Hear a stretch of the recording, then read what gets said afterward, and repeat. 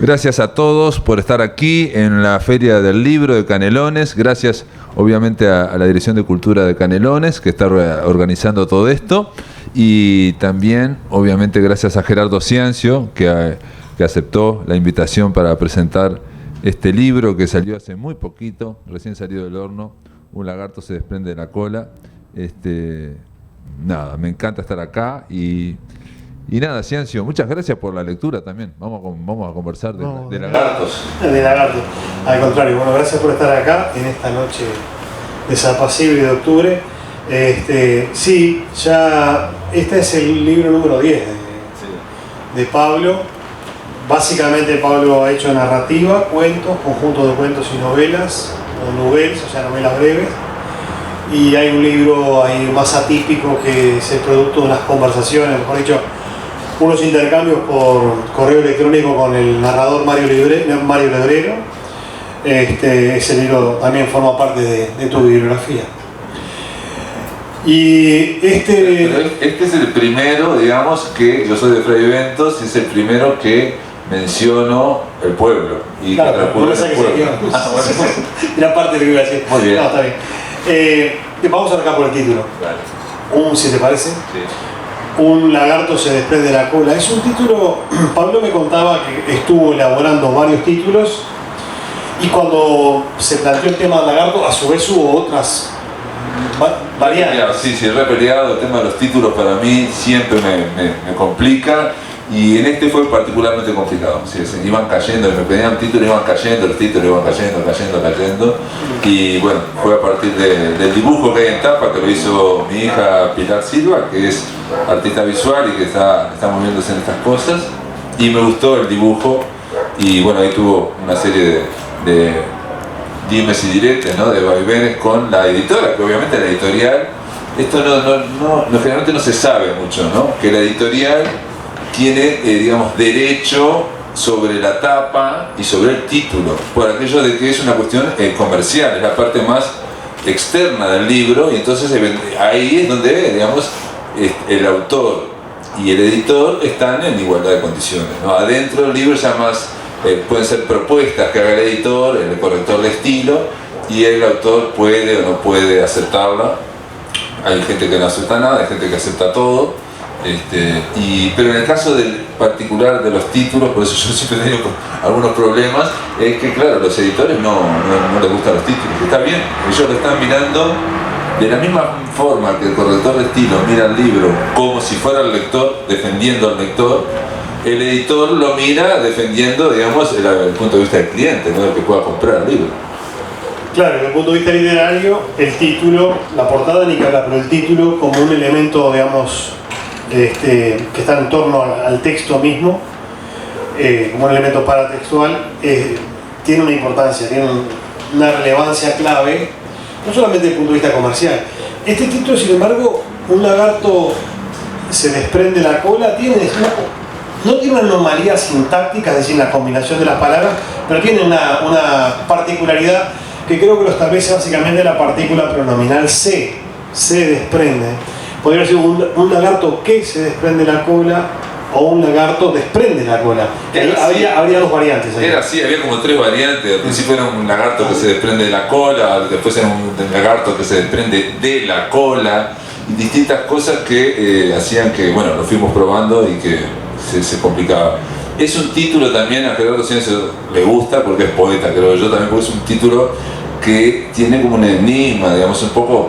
Y Martín Bentancor me decía el tema que se llama del presente, que se desprende, que esté en presente también. Claro, sí, yo todo insisto en la partícula pronominal se, que si uno piensa en esa estructura podría ser una mujer se peina su cabellera, por ejemplo, ¿no? Que ahí parece que estamos más acostumbrados en nuestra cultura lingüística, en el uso del lenguaje, a una estructura que es idéntica gramaticalmente, pero desde el punto de vista semántico parece que la aceptamos más.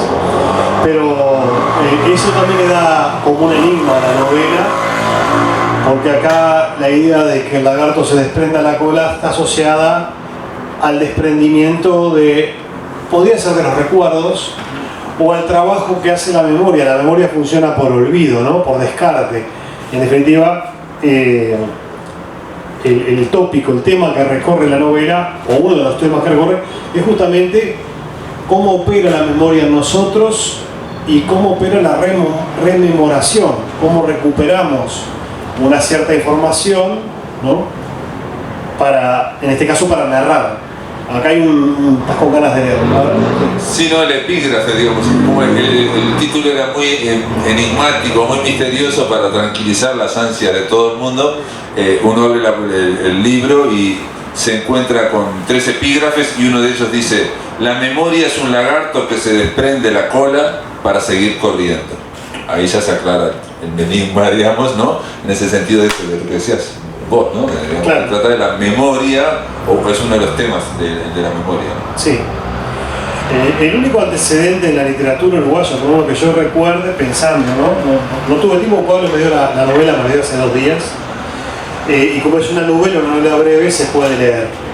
Pero pensando, es un poema que es largo, de Washington Benavides, en donde dentro de lo pongo entre comillas, la ficción del poema, o sea, lo que representa el poema, ocurre en Batobí, donde Washington Benavides tenía una casa de veraneo, donde iba a veranear. Es un balneario con un lago artificial en Tacuarembó, y en un momento aparece un lagarto en la casa sin cola, y de esa visión que tienen, y un lagarto que empieza a aparecer otros días de verano, a comer por el mismo sendero, por el mismo lugar, acercarse a la casa, y es un lagarto sin cola. Ese es como más literal, ese lagarto, ¿no? Es un lagarto sin cola mismo. Este lagarto sin cola es más metafórico. El de Pablo tiene que ver con eso, el tiempo, la memoria, el deshacerse el aliviar la mochila de los recuerdos para seleccionar algunos. Y de eso trata la novela, que como decía Pablo, ya lo anunció, creo que está 2 veces, se refiere a Fray Bentos. La narrativa de Pablo, desde sus primeros cuentos, su primera novela, uno puede decir que está a veces por una zona litoral del país, pero no necesariamente Fray Bentos, de donde él es oriundo. Y acá sí, hay referencias a Fray Bentos, más o menos ocultas, pero en algún momento se nombra a esa ciudad del litoral del país, capital del departamento de Río Negro, ¿no?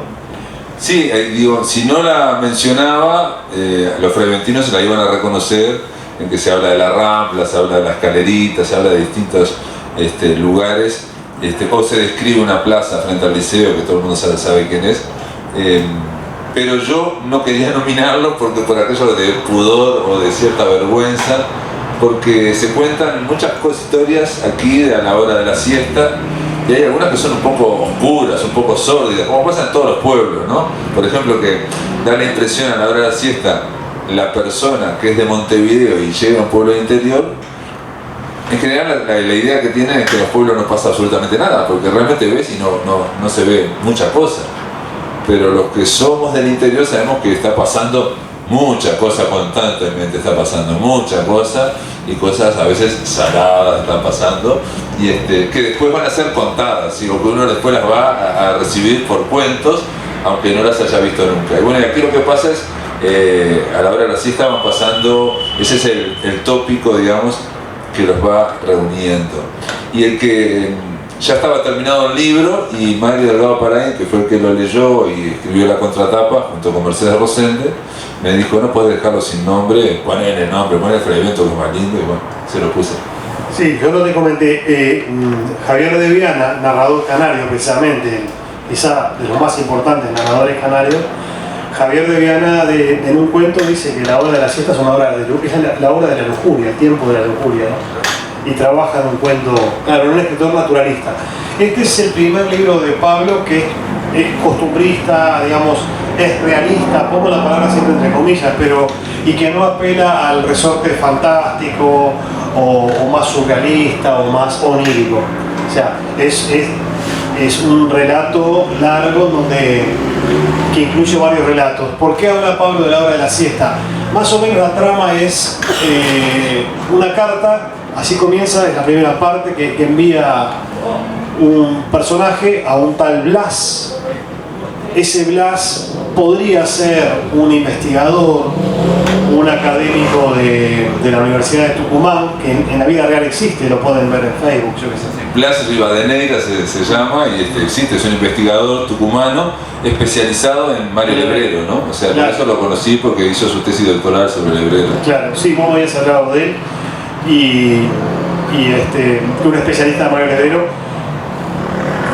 Y esta carta dirigida a este tal Blas, a este querido Blas, es a su vez de otro personaje, ¿verdad? Piedra Cueva, que es una persona de 87 años, ahí de Frailentino, ¿qué le dice a Blas? Bueno, yo te voy a dar información de un tercer escritor, parece compleja, pero la estructura de un tercer escritor, Corvalán, que es un escritor ficticio, que ya aparecía a su vez, era el autor dentro de la ficción de una novela anterior de Pablo, ¿no? Que se basa en sueños, el run run de las cosas, que está estructurada en distintos sueños de tipo literario.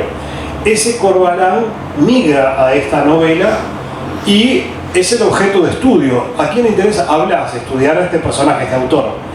Entonces Piedra Cueva dice, yo lo conocí de chico, yo fui amigo de él, somos colegas. Piedra Cueva es un escritor de cuarta o quinta línea, sin obra. Corvalán es un autor de segunda línea, pero a Blas le interesa estudiarlo. Entonces está bien, yo te mando información, pero te mando esto.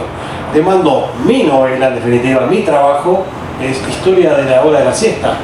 Originalmente este libro se iba a llamar Historia de mi vida a la hora de la siesta.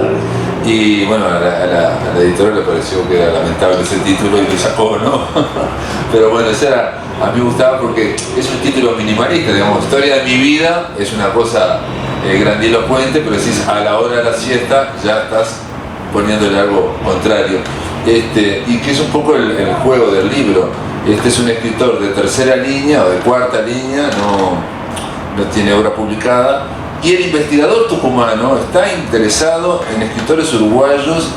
Cuando digo de segunda línea no quiero decir que sean malos, quiero decir que no son centrales. O sea, él tiene un trabajo, una investigación. Este libro es parte de la investigación de Blas Rivadeneira, y el trabajo es Periferia de una estética, Tarik Carson, Héctor Corvalán Ramos y Juan Introini.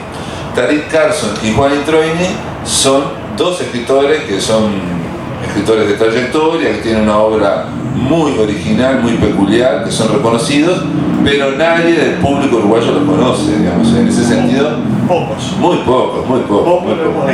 Sí, pero son autores de culto, tanto Introini como Tarik. Exacto, entonces Corvalán Ramos estaría ahí en ese pelotón de escritores que pueden tener cierto prestigio, pero no son conocidos. Claro, más los dos publicaron muy poca obra, tanto Tarik Carson como Juan Introini, que era profesor. Juan estaba más involucrado en su trabajo académico, con el latín, claro, que con la narrativa, pero tiene un par de libros brillantes. Y Tarik después se va a Buenos Aires, como que desaparece del... Tarik Carson dedicado más a la ciencia ficción o a la fantasía. Exactamente. Entonces era un escritor de culto en ese sentido. Exacto. Entonces esto, simplemente que a mí me interesaba un poco es buscar las periferias de lo que es la escritura, ¿no? Estamos acá en Canelones presentando este libro y escribir en Uruguay para mí siempre es un poco heroico, es un poco delirante, ¿no? O sea, vamos al interior, vamos a todos lados y presentamos los libros, después los libros se venden algunos, otros no se venden, en fin, no hay no es algo que se haga por una retribución económica, claramente, y de hecho cuando la hay la retribución económica, si uno toma ese dinero y lo divide por las horas que le dedicó a ese libro, nunca, o sea, siempre te va a dar más plata vender garrapiñada en la plaza del Entrevero, siempre, ¿no? Porque hay una cuestión hay un costado, y se menciona aquí en el libro, de delirio en la escritura. Hay una cuestión incluso se habla como que en el fondo de todos nosotros hay una especie de vacío, una idea que falla, y en torno a eso se va generando la escritura, la literatura. Por ejemplo, la idea de Cervantes, del Quijote, ¿no? O sea, a partir de personaje que está un poco loco empieza a girar toda la novela, y toda la novela gira en torno a esa locura que cuando él recupera la cordura cesó, la novela cesa, ¿no? Y eso es como una metáfora de lo que es la escritura, de lo que es el escritor. Y este escritor en concreto, claro, estamos hablando de alguien que está en cuarta, quinta línea, que nunca publicó, pero que quiere que lo lea, quiere que alguien, un lector, lo lea, y va a ser Blas. Claro, bueno, la estructura parece compleja y no lo ves. Está Blas, está Piedracueva, que le escribe a Blas y que es el autor en definitiva de la novela, es Piedracueva, y está el autor de la novela anterior de Pablo Corbalán, que cualquiera que conozca la literatura de Pablo y sepa de literatura contemporánea uruguaya sabe que ese libro de Blas es ficticio, que no existe ese libro. Bueno, pero mucha gente ya, viste, que estuvo googleando a ver si existía ese trabajo, sí, digamos, ¿no? Hubo gente que lo googleó porque realmente yo lo que hice fue darle ese título, un título parecido al libro que ya había publicado Blas Rivadeneira. Nada, todo esto es digamos, el dispositivo, por llamarlo algo, o sea, el armazón. Todo esto que estamos hablando ahora son los primeros 2 páginas del libro. Después claro, empiezan las historias, los recuerdos de este hombre. Claro, después empieza un libro donde Pablo reescribe más cuentos anteriores, hace un trabajo de reescritura, reelaboración, y los va, no todos, ¿no? Algunos, y los va combinando en un relato más extenso que está compuesto de pequeños relatos que más o menos ocupan el espacio de un capítulo, con algunas reflexiones de Piedracueva, de este escritor de 87 años que es el protagonista de las historias que cuenta y es el protagonista de la escritura. Y en estos relatos ocurren a la hora de la siesta en Fraiventos, es decir, ¿qué pasa en un pueblo a la hora de la siesta? Y muchas cosas. El erotismo, la bandideada de los chiquilines, la vida a veces en el boliche de los parroquianos que les gusta estar la tarde en vez de cesteando en el fresco del bar, ¿verdad? Ocurre también... Hablando de fútbol, ¿no? Hablando obviamente de fútbol, sí. Hay 2 capítulos enteros sobre el fútbol, en donde los parroquianos en un bar hablan de fútbol y no le dejan intervenir a los chiquilines, que son los que justamente uno de ellos es Piedracueva, que es uno de los protagonistas de los hechos. Que él está en esos hechos como un chiquilín, ¿no? Un chiquilín que va al boliche estamos hablando de un bar en un pueblo a la hora de la siesta, donde en la mesa hay 2 o 3 adultos, y los que se acercan solamente pueden oír, no pueden hablar, ¿no? O sea, es solamente para escuchar, ¿no? En una parte dice, aunque nos cueste reconocerlo, es imposible, cuando hablamos de hechos ocurridos en el fondo de los años de un pueblo como Fraiventos, saber qué ocurrió con certeza. Por eso creamos el mito, para luego solazarnos en él. Como dijo el Cisne de Abón, estamos hechos del mismo material con que se tejen los sueños. De todas formas, siempre queremos lo mismo, saber más. Sí, ahí hay una referencia a Shakespeare, más o menos directa, a la filosofía de Shakespeare en su dramaturgia, ¿no? Lo interesante es que cada episodio está centrado en un evento, o sea, en un hecho puntual, y generalmente los protagonistas son niños o adolescentes. Adolescentes en una etapa, la novela tiene mucho de novela iniciática, con tipo Lazarillo de Tormes, en donde hay un niño que es adolescente que se inicia en las cosas de la vida, ya sea vincularse con las personas, su iniciación sexual, su intento de vincularse, en este caso con una mujer por parte de estos chicos, o sus primeros encuentros entre ellos y cómo se mide los juegos de poder entre los adolescentes y entre los niños. También su relación con la naturaleza, ¿no? Hay también momentos de bullying, ¿no? Lo que se llama ahora bullying, ¿no? Yo creo que cuando se habla, yo te decía, creo que te decía ayer, cuando hablamos del machismo y hablamos del sistema patriarcal y no sé qué, no sé cuánto, que lo hablamos constantemente, en general siempre estamos hablando de cómo eso choca o aplasta a la mujer, y porque es lo más evidente. Pero no se reflexiona, creo yo, sobre cómo ese sistema, esa mentalidad, esa ideología presiona a los niños varones para meterse, ¿no? Para que sus personalidades entren por ese tubo, ¿no? Hay como una fuerza que los obliga, digamos, fuerza ideológica me refiero, a tenés que hacerte macho, tenés que pasar por esto. Y al pasar por esto, el propio niño está de alguna forma aplastando ciertas sensibilidades, ¿no? Porque hay que endurecerse, bla, bla, bla. Eso que es interior, generalmente no aparece como reflexión. Acá en la última historia que hay aquí, aparece con un momento de bullying, donde hay unos muchachos más grandes que presionan a unos chiquilines más chicos para tal cosa, y ahí empieza la presión de yo conozco a fulanita y yo conozco a unas hermanas que entran machos a la hora de la siesta a su casa y no sé qué, entonces empieza toda la presión y uno de ellos dice, sí, yo las conozco, yo estoy con ellas, no sé qué, y cuando van caminando dice, el loco no las conocía de nada, no, pero está siendo forzado por esa situación, ¿no? Sí, más por el miedo ahí. Exacto, es el miedo. El Fuma y el Salado, que son los nombres de los dos personajes, Fumagalli creo que es el apellido, sí, Fuma y Salado, son dos adolescentes que también sufrimos como adolescentes. Estos son de la pesada, ¿no? Como marginales y con sus propios códigos. Claro, y Jorgito y el protagonista y el pobre Piedracueva son lo que decíamos antes, como dos mantecas, o sea, dos adolescentes inexperientes que tienen que mentir y hacerse pasar por lo que no son. Y ahí es interesante, sobre todo en el último episodio de la novela. No lo vamos a spoilear porque si yo te dejo contás el final. A mí me gusta contar todo. Sí, en donde estos personajes que son adolescentes, pero púberes, van creciendo. Hay una secuencia narrativa excelente donde van viendo todo lo que pasa en esas conciencias para llegar a un punto que es la casa de estas hermanitas, ¿no? Y poder tener así, concretar una supuesta iniciación sexual. La novela tiene también referencias a este tema iniciático, pero también a la zoofilia, a la homosexualidad, a la heterosexualidad. No de un punto de vista crítico. Hay un tono de humor en la novela que salva caer como en explicaciones graves, en el sentido grave, en el sentido de pesadas, ¿no? Espesas, sino que el tono es un poco más liviano en la novela, pero el narrador va recorriendo todos esos tópicos, todos esos temas, ¿no? Que son muy caros al adolescente, al niño, cuando está yendo hacia la pubertad, para saber, bueno, quién es, cuál es su identidad, hacia dónde se dirige y cómo lo presiona el entorno adulto también. Porque, por ejemplo, aparece una escena con una tía del protagonista, una siesta de verano, una tía y el protagonista con una herida. Hay varias heridas en los pies, yo le decía a Pablo, que eso está por un poco para el psicoanalista de Pablo. El protagonista sufre 3 heridas graves en los pies a la hora de la siesta en verano en 3 momentos de su vida.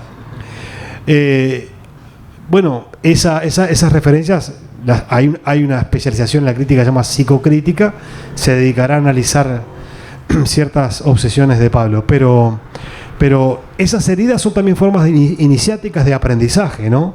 De volver más resiliente al niño y al adolescente y reencarar la vida desde ese lugar de persona tullida, herida, ¿no?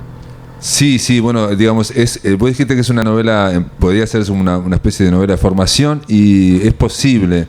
Obviamente crecer en cualquier momento de la historia humana, crecer implica un ejercicio de dolor, ¿no? De ir desprendiéndose de cosas y de ir chocando con realidades que a veces no nos gustan, no las entendemos, no las comprendemos, o lógicas que no terminamos por comprender totalmente. Entonces, ahora me quedaba pensando, porque en la última historia donde dice que están los mantecas, estos 2 chiquilines que tienen 12 años, ¿no? Se agrega un factor manteca extra, digamos, porque uno de ellos, el primo Jorgito, acaba de venir de Montevideo. Entonces, aquellos que somos del interior y que yo, por lo menos que he vivido en el interior, yo sabía cuando venían mis primos de Montevideo, este chiquilín viene de vivir en el centro en un apartamento de 50 metros cuadrados, ¿no? O sea, vienen al interior y no desacatado, digamos, ¿no? Bueno, también sin ninguna experiencia vital, si se quiere. Entonces parecía el más manteca de todos. Y se van a meter en camisa de 11 varas porque van a aparecer estos 2 grandes que son adolescentes, que ya están por fuera de la escuela, del liceo, digamos, que son más marginales, son todos son marginales. Además dice el narrador que el salado no le hace asco a nada, ¿no? Exacto, antes de que aparezca uno de ellos se habla de ese salado, y bueno, el salado es famoso por su furor sexual y porque haber tenido relaciones con cualquier tipo de animal. Por lo que él dice también, ¿no? Claro, que se va diciendo. Entonces, todo eso es una leyenda que cuando aparece en la plaza del salado, dice, tenemos que escaparnos, y bueno, y ahí no pueden escaparse, y entran en esa especie de trampa, y ahí van a tener que, bueno, encarar como a lo macho, digamos. Van a tener que tratar de salir airosos de una cosa que, reitero, es a la hora de la siesta, donde no hay nadie para ayudar, en fin, toda esa historia, lo que ocurre en un pueblo. Y lo que decías del crecimiento, yo creo que en parte es así. Para mí, en ese último cuento aparece ese sistema también, esa mentalidad de patriarcal o machista que aparece en cómo deberían ser las cosas, ¿no? Entonces todos se están moviendo en cómo deberían ser las cosas, y aparece el bullying, y aparece esa violencia, y también lo que pasa cuando nos conocemos los humanos. Después que nos conocemos los humanos, viste que se genera un compañerismo, y bueno, y no es todo tan blanco y negro. Sí, yo pensé también en el sentido de novela de iniciación, de iniciación del personaje, en el sentido de lo desvalido que es un niño, una niña, un adolescente, son desvalidos, vulnerables, ¿verdad? No por estar incompletos, como decían ciertas pedagogías antiguas, sino porque están en un trance de formación y de reconocimiento del mundo. Siempre lo estamos, pero especialmente en esas edades. Y de alguna manera, ahí, al igual que el Lazarillo de Tormes, que también están expuestos a los vínculos con los adultos en un mundo que gobiernan las reglas de los adultos, por lo menos en principio, y las presiones que ese mundo adulto pone a un niño y un adolescente, que me parece que eso es, si se quiere, el trasfondo de la novela a medida que transcurre las distintas siestas, ¿no? Sí, digamos, el trasfondo, digamos, el hilo conductor sería la memoria, porque este personaje tiene 87 años y se pregunta una y otra vez por qué nos acordamos de algunos recuerdos y de otros no. De recuerdos que nos parecían súper importantes, no los tenemos tan vívidos, y otros, ahí empieza a narrar, por ejemplo, y empieza a contar un cuento, una situación que es muy puntual y muy chica, digamos, ¿no? Pero él, digamos, lo tiene presente. Él mismo no entiende por qué se acuerda una vez que tenía 7 años y tenía un estilete clavado en torno a un insecto, y estaba jugando con ese insecto, y ahí empieza a contar eso, y obviamente nos va esa hipnosis que él siente por ese recuerdo, bueno, también la va contagiando, o espero que se contagie, ¿no? Pero la idea esa de por qué nos acordamos de las cosas está presente, y también se plantea una razón, digamos, que eso no es de este personaje, digamos, lo leí hace mucho tiempo, que es una de las explicaciones de por qué los seres humanos, por qué nos gusta tanto contar cosas, la ficción. Y es una explicación biológica. Tenemos neuronas que se van muriendo, que tienen información, y entonces eso genera en nuestro recuerdo, en nuestra memoria, ciertos agujeros, digamos, no nos acordamos si fue en el tal año, en tal otro, si fue por la mañana, por la tarde, no sé qué. Y lo que hace la memoria es crear ficción. Llenamos todos los agujeros con ficción, fabulamos, porque siempre que nos acordamos de un recuerdo, nos acordamos con un formato de cuento. Hay un planteo, un nudo y un desenlace. Siempre el desenlace es sorprendente, inesperado. En general, digamos, eso es el remate del recuerdo. Entonces, en esa estructura que es narrativa, que es de cuento, es una estructura de ficción muy antigua, ¿no?, de la humanidad, se aplica a la memoria. Entonces él la va contando y se va impresionando también.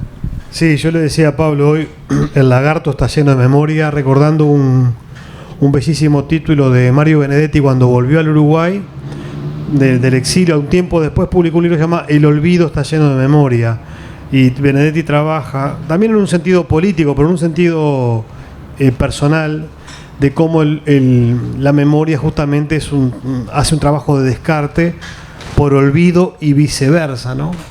Desde el olvido tratamos de recuperar, rememorar. Y en ese sentido pienso que la novela pasa por ahí. Sí, también hay otro detalle que digo, y un poco para ir cerrando, digamos, que hay que recordar que las dos fuentes de creación ¿no? son la memoria y la imaginación. Y que la imaginación está vinculada a la memoria en este sentido. Lo que nosotros olvidamos, lo que se olvida, o lo que vivimos o vemos en una película o nos impresiona en tal lado y nos olvidamos, eso pasa al olvido, pero no es que se pierde. No se pierde, eso queda alimentando la imaginación. Había un famoso escritor inglés, que yo siempre lo cito, Graham Greene. Él era muy alcohólico, y entonces decía que cada vez que vivía algo importante, algo interesante, él lo dice en su autobiografía, ¿no? Iba corriendo a emborracharme para olvidarlo, dice, porque el olvido es el pasto de la imaginación. Él lo tenía claro de que eso estaba alimentando lo otro, ¿no? O sea, lo que se le iba a ocurrir después en la imaginación estaba nutriéndose de esa memoria. Entonces ese juego, memoria e imaginación, o también se menciona mucho a algo que está de moda en este momento en la literatura, muy de moda, que es la autoficción, la escritura del yo, la autobiografía. Y entonces lo que se dice ahí, se va mencionando que cuando hablamos de nosotros mismos en un libro, siempre hay ficción, siempre hay ficción. Entonces, él termina diciendo, ¿cuánto hay de mí en este libro? Y dice, de mi yo verdadero, y dice, y poco, no hay mucho, digamos, ¿no? Porque todo lo demás es ficción. En fin, nada, fue un gusto conversar con ustedes. Gerardo Ciancio, muchas gracias, siempre son interesantes tus apuntes, gracias. Tus conversaciones. Gerardo Ciancio, le voy a decir una cosa, debe ser la única persona que yo conozco que se ha leído todos los uruguayos, ¿no? Es un lector más o menos. Impresionante. Falta. Es un gran crítico de poesía, se ha leído todos los poetas, pero me sorprende que se haya leído todos los narradores, digamos. Conoces todos los narradores, no solo los centrales, sino los laterales, los periféricos de 33 o de Tacuarembó o de Rivera, porque te he visto en esa. Y eso tiene que ver con lo que refleja un poco el libro, ¿no? Que la literatura, como el fútbol, lo mismo, si uno quiere saber cómo es el fútbol de un país, obviamente va a ver y va a analizar cómo funciona la selección, claro que sí, pero sabemos que el fútbol de ese país es mucho más que eso, ¿no? El fútbol en el potrero, ¿no? Y claro, entonces lo que decía Ángel Rama de la literatura era que la literatura nacional se crea con los grandes escritores, con las grandes obras, pero también con los escritores menores, con los escritores periféricos y con los escritores malos, con los malos escritores. Porque todo eso genera un compendio. Hace poco veía una entrevista de Ricardo Piglia y le preguntaban sobre la literatura, si ahora que se está publicando de todo, esta entrevista tiene menos de 10 años, si se publica mucha cosa, muchos títulos, y eso no debilita, ¿no?